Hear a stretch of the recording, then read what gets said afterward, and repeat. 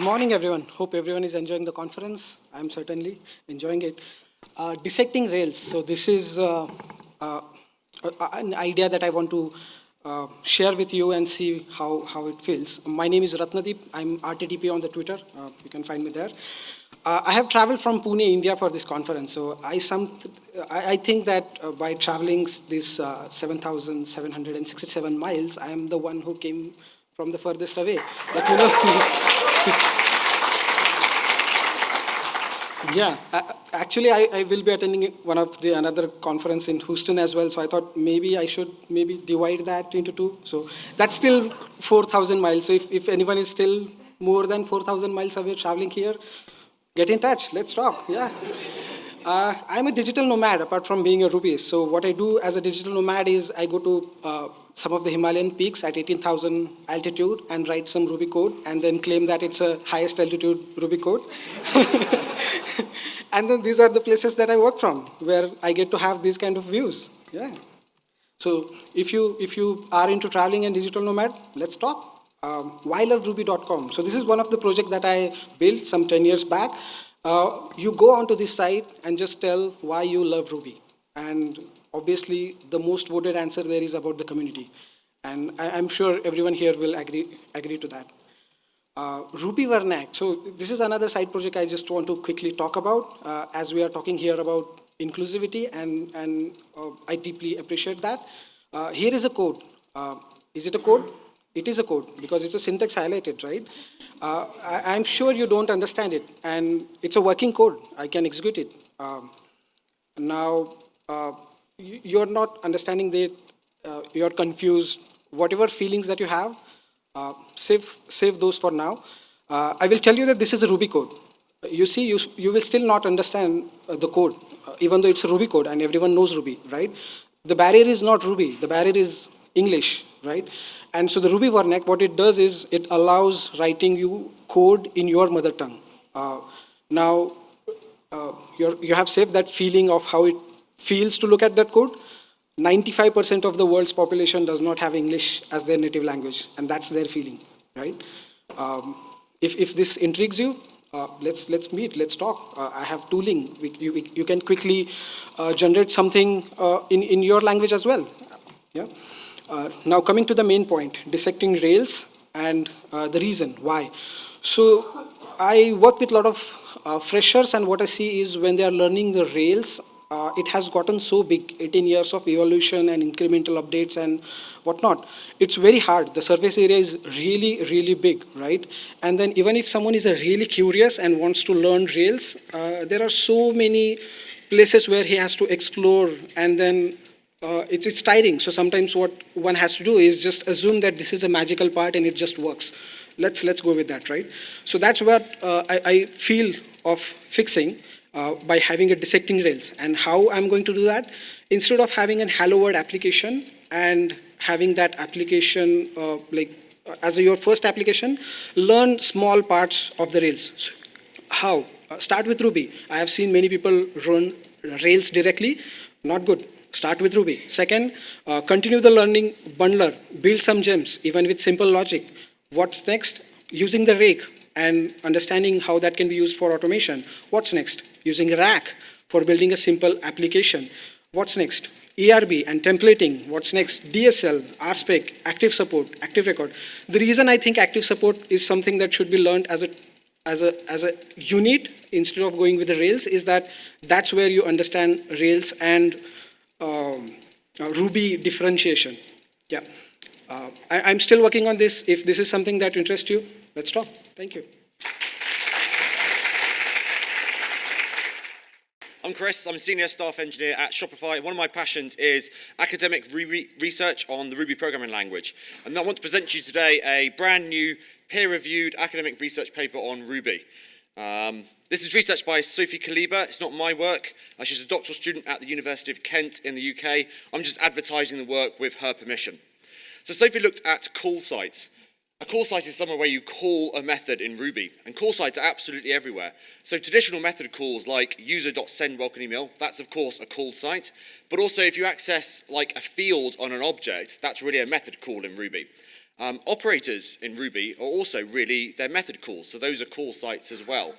And there's also lots of hidden call sites in Ruby. So for example, if you add to an array something that isn't an array, it'll silently call toArray for you. So there's a hidden call site in there as well as the operator. Most Ruby code is method calls, so most Ruby code is call sites, so they're very important for the performance and the way Ruby works. Call sites can be one of several different types. A call site can be monomorphic, which means there's only ever one method that's actually called from the call site. Or they can be polymorphic, meaning that a small number of methods is used. So for example, monomorphic would be if you add together just two integers, and polymorphic would be sometimes it's integers and sometimes it's floats. And we can also have megamorphic, which means it calls one of a large number of methods, so potentially 8 methods, or potentially absolutely any method at all, like the send method could call absolutely any method at all. Monomorphic is the best because monomorphic call sites are like simple C calls. It's simply a machine instruction to say, go and run this code. And it means other optimizations like inlining, like type flow, all kinds of analysis work really well. So ideally, we'd like to have monomorphic calls absolutely everywhere. Sophie looked at a technique called splitting, which enables us to reduce the polymorphism degree in the program. So given this example program, we have a capitalized method that calls modify, which then actually calls the .capitalize method in Ruby. And we can use that with a string and with a symbol. And of course, then that means it's polymorphic. The call to modify is polymorphic, and the call to capitalize is polymorphic. And the issue is the decision about which sort of method we're going to end up calling is quite a long way from where the actual call site is. Splitting creates multiple copies of methods so that the number of potential called methods from that call site is reduced. So we can generate 2 copies of capitalize, one that works for string and one that works for symbol. And then within those, we can generate 2 copies of modify, one that works for string, one that works for symbol. And that makes the capitalize call just either call the symbol one or the string one. And that's called splitting. We have to do this fairly deep to make it work well. And this is the impact of splitting. We have multiple copies of the methods. What Sophie found was that the impact of this in practice was it completely monomorphized applications, reduced them to just one method per call site. So she looked at Rails applications, some libraries like Liquid, Sinatra, things like that, and all the polymorphic calls reduced by 100%, and all the megamorphic calls reduced down to 100%. We monomorphized the full application. People say one of the reasons Ruby is slow is because of any call site could call any method. No, that's not true. Sophie showed we have the technology to fully monomorphize a Ruby application. Caveat is, it may come with some cost and memory and startup all the time. This is made possible by Ruby. That's a super powerful Ruby interpreter built by Oracle and Shopify, by me and friends like Mapelong and Kevin Menard who are here. And dispatch chains, that's another research idea. It's a kind of multi-dimensional inline cache we invented that's being explored further by Matthew Alp at Shopify. And splitting, that's the core idea. It's an old idea, but it's been turned up to 11 in Ruby. Sophie's found it's possibly been turned up a little too far. Could this idea go into MRI and work there? Maybe. Perhaps someone should try that. If you're interested in other Ruby research, there's a website called the Ruby Bibliography, which lets you find all the Ruby research there is. Thank you very much. Good morning. Hi, this is what open source software can learn from cooperatives. I could talk about this for 40 minutes or longer. My name's Nick Caranto. I'm QRush on the internet. I've been doing side quests since the mid-2000s. You may have heard of a little website that downloads Ruby gems that 368 people have helped me with. If you ever want your code to outlive you forever, go contribute to Ruby gems. It's going to be there forever. I don't have an existential crisis about this now. The next side project that I've been doing for almost a year now, I just incorporated it, is starting a community-owned grocery store. And there's a lot, I think, to be learned from open source and cooperatives, and I feel like the missions are actually really aligned, and it's like I've been able to bring my experience from open source to this thing that's been around since the late 1800s, and I think I bet there's lots of members of co-ops in this room. If you're a member of a credit union or like a store like REI, you probably are familiar with this model.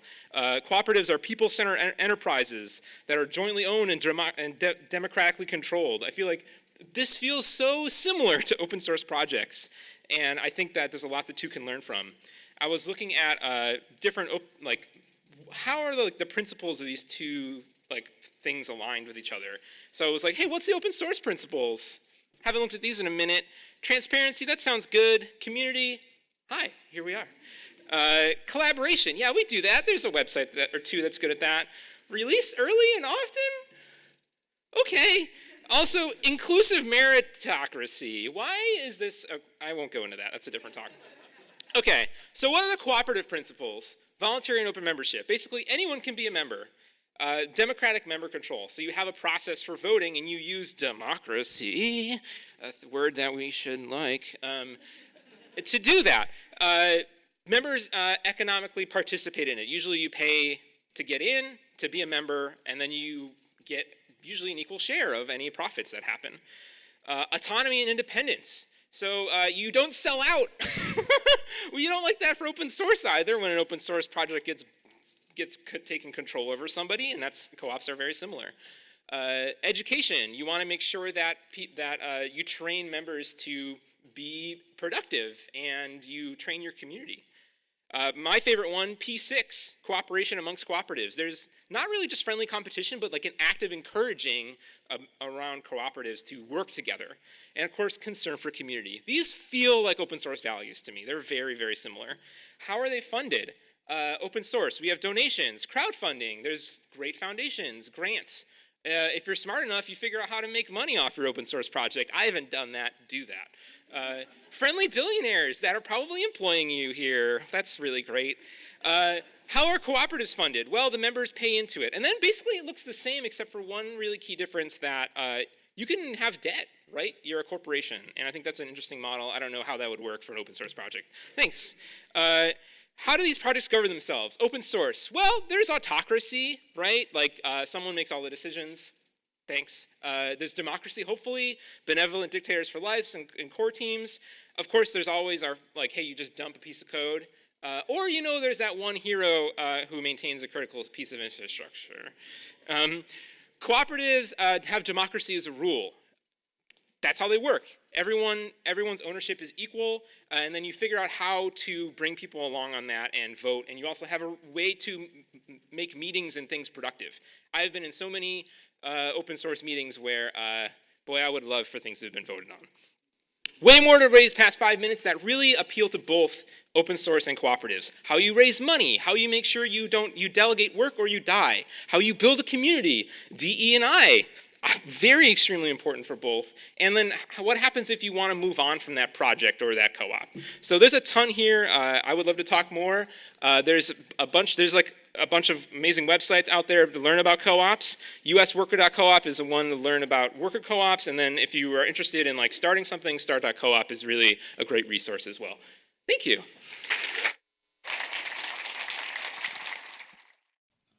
Ready? Almost. Okay. Keith So was born ready. I may need your help. If you can sing the coding with Ruby lines, that would be helpful so I don't have to, because otherwise I'll be shifting down, up and down. But it's okay if you don't. I'll work it out. Here we go. So this is not a lightning talk. It's a lightning song.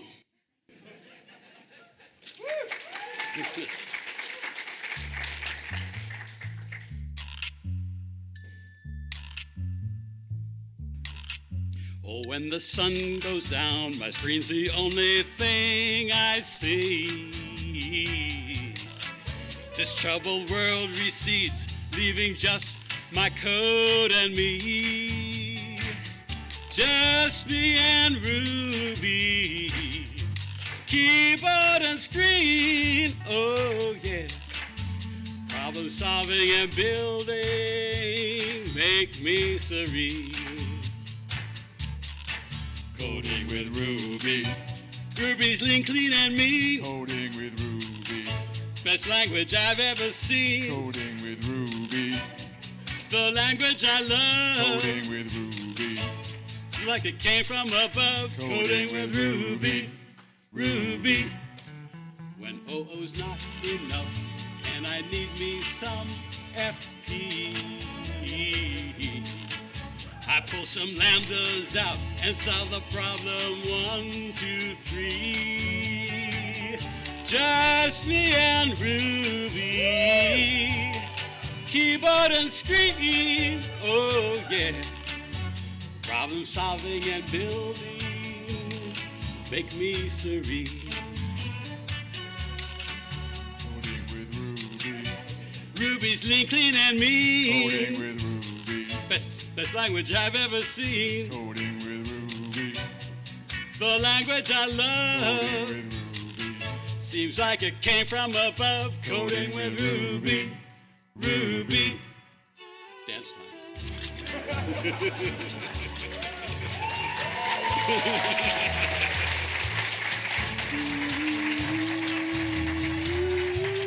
I'm not timing this, I'm just letting this go, I don't care.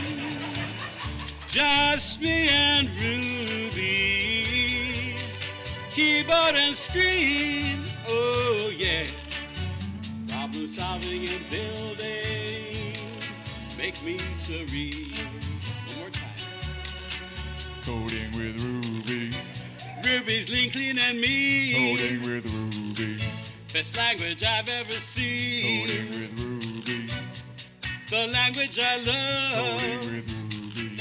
Seems like it came from above. Coding with Ruby, Ruby. Thank you.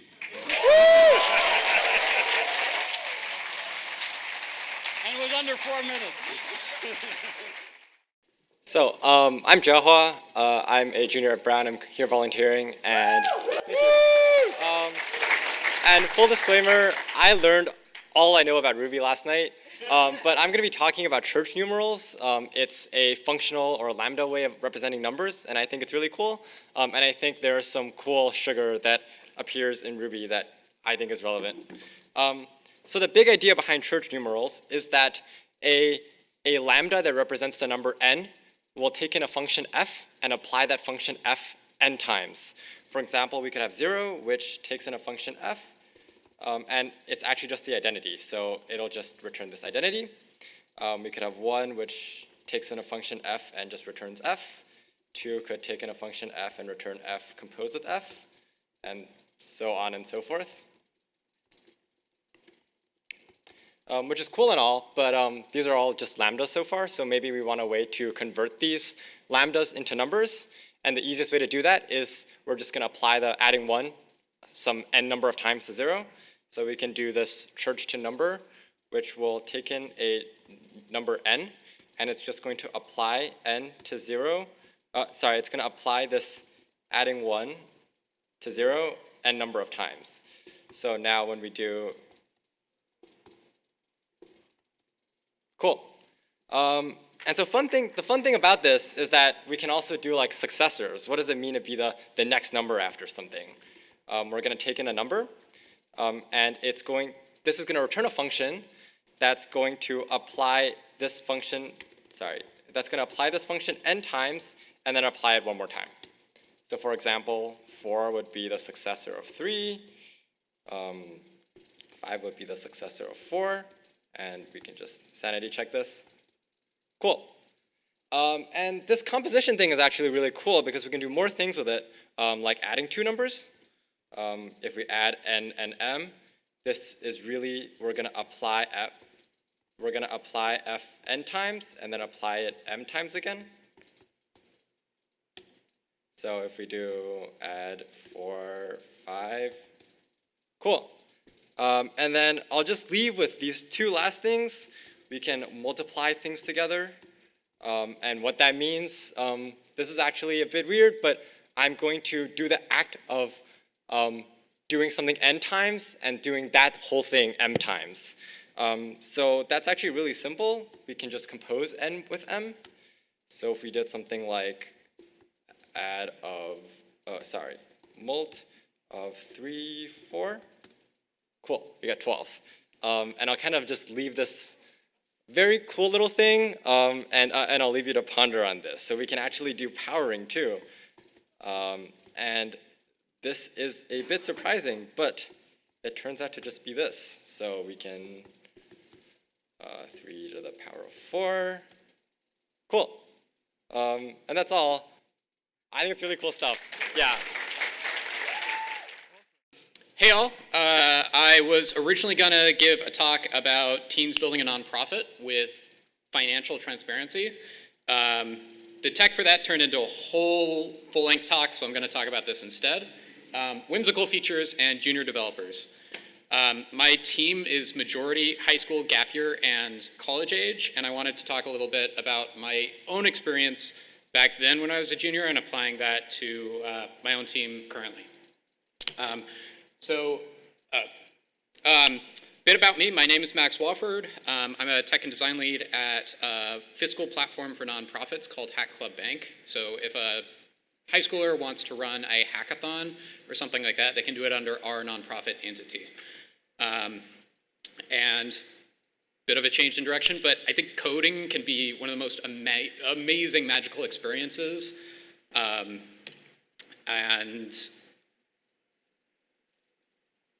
there we go. I got started back when I myself was in high school. I built my own personal website. It was very janky. This is way back machine, but it kind of looked like this. The third line on the page, I think, says, there is no CSS on this page. So it's very bare bones, but it was mine, and I was just so over the moon that I had built something. After I added the basics on the website, I started building out things that I didn't necessarily need on the website, but once I had a platform to start building things, I wanted to just add to it. I think this will work. I was having internet issues earlier. This is what, my website hasn't improved that much, but I still have this original feature from that time. It's a little too small to see, but if we zoom in here, you'll see, if you inspect the page, oh, I hope this works on a large screen. And the internet is not working. Okay. Yep, that switched over. Well, anyways, I will leave that as an exercise to the audience later. If you inspect the page, I detect it and reveal another hidden page underneath. The code is open source. It's a whole process. Every browser is different. There's a lot involved in that. And I won't get into technology, though I really want to talk about how that works. But this is just one of 3 Easter eggs on my website. I will leave the other 2 as an exercise to the audience. But if you leave your name in my guest book, I would love to chat with you. Anyways, at the time, I was just so excited to talk about this with friends. And even though I think I only got like a handful of views every month, I was just very happy that I had created something, and all of a sudden, like, the web, which was something I could use before, now I could like create stuff on. The next big step for me was submitting my first, air quotes here, real PR. This is to Slacken, a public Slack sign-up form that I think is now defunct, but at the time, like, oh my gosh, I was using this. It had 6.5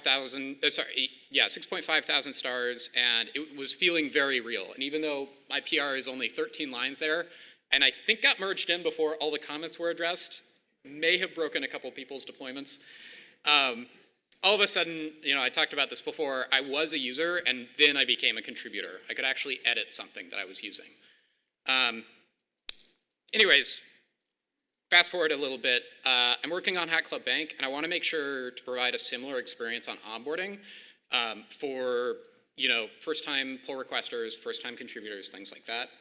I found the answer in. Has anyone played this game before? Okay, couple. It sounds like either you've played it or you have kids that have played it. This is a great game. But even if you haven't played the game, you just have to have booted it up. And there's this interesting little feature up here called the flavor text or splash text. Every time you load the game in, there are a couple of just interesting one-liners that the developers have added into the game. And they're just, I don't know, fun little zingers that I imagine were kind of just added as an afterthought, but it seems like a really simple thing to add that in. Like a nice little magical thing that you can add in a couple of lines. So now, Bank itself has flavor text. And this is actually very functional. It's important. Because every time you reload that page, you get new flavor text. I'm going to try to be humble, but I'm very proud of that line. Thank you very much. You can laugh.